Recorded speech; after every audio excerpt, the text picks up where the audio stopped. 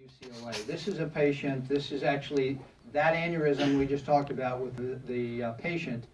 And in a case like this, there really are two options. You can make an opening immediately over the eye socket, a supraorbital incision, or we can make a second opening just above the temple.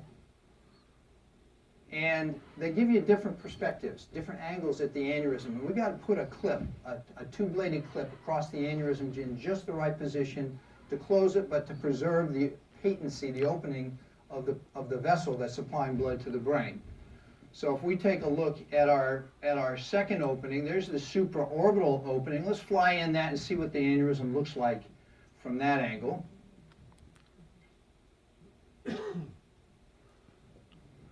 And so here we'll get a view that is very, very similar to what we get in the operating room. So it takes a moment for the lasers to pick up the Vive headset, and now it's being tracked.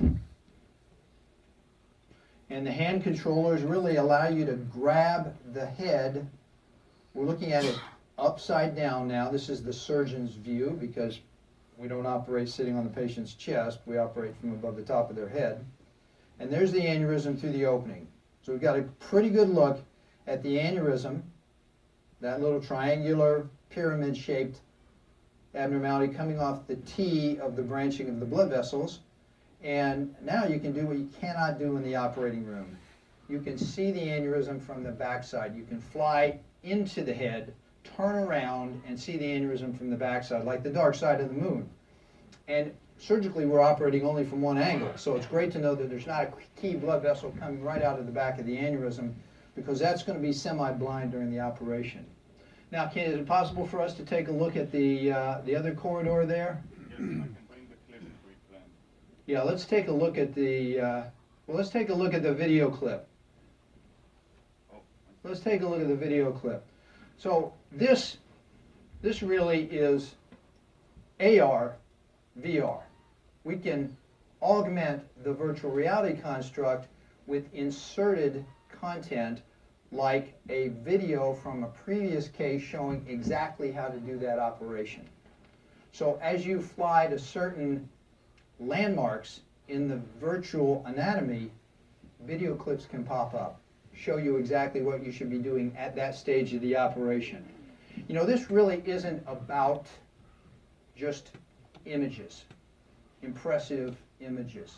It's about delivery of the right information, comprehensive information that you need right at the point of care, at the point of surgery, sequentially as you need it. It's like you're backed up by a whole medical library standing in the operating room, and this becomes the delivery platform for every kind of information, whether it's archived video clips, medical illustrations, or even articles about what kind of problems you have to avoid in an operation like this. So let's take a look at the virtual clipping if you can. So this team from this company, Surgical Theater, and I have to tell you, they're one of the fastest moving technology teams I've ever worked with, has taken every commercially available aneurysm clip, these small titanium clips, $250 each, you can't waste them, and digitized them. And we can now fit the clip just like this, exactly across the aneurysm. And I can tell you guys, that clip's a little bit too long. We're going to have to go to a shorter clip because it's sticking past the edge of the neck of the aneurysm, and that risks trapping a normal blood vessel. So that kind of rehearsal ahead of time allows us to select exactly the right clip, because the demands, the regulations require that if you put a clip inside somebody's head on an aneurysm, and it's not the right size, and you take it out, it has to be discarded. It can't be used again because opening and closing it stretches the spring and weakens the grip on the aneurysm. So now we can practice with any clip we want ahead of time to be sure we have exactly the right aneurysm clip. And so that whole process really allows us to go into the operation with our own storyboard, basically, with our own game plan established, so we know what it's going to look like at each stage. And the greater the degree of confidence and the more you know about the anatomy, Can you look at the other corridor there? The more you know about the anatomy, the smoother, faster, and safer the surgery is going to be. I can tell you, before every operation, I visualize every single step.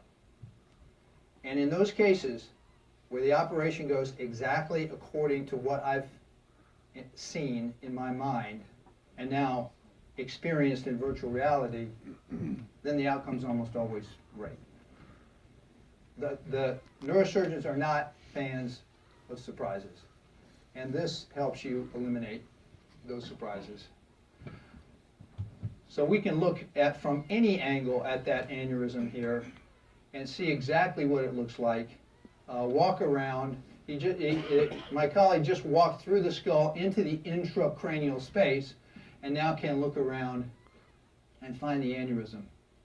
So I can tell you that's the sagittal sinus on the back side of the head, so you got to turn around 100. There we go. There's a craniotomy, and if you just follow the trajectory of that craniotomy, you'll end up at the aneurysm there. And if it takes a resident this long to find the aneurysm, he's going to find another specialty, dermatology or something.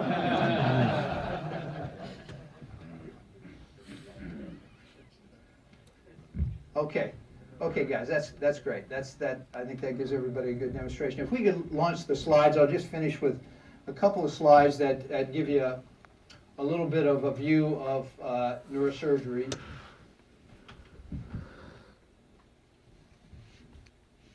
So, obviously, huge application in gaming and entertainment.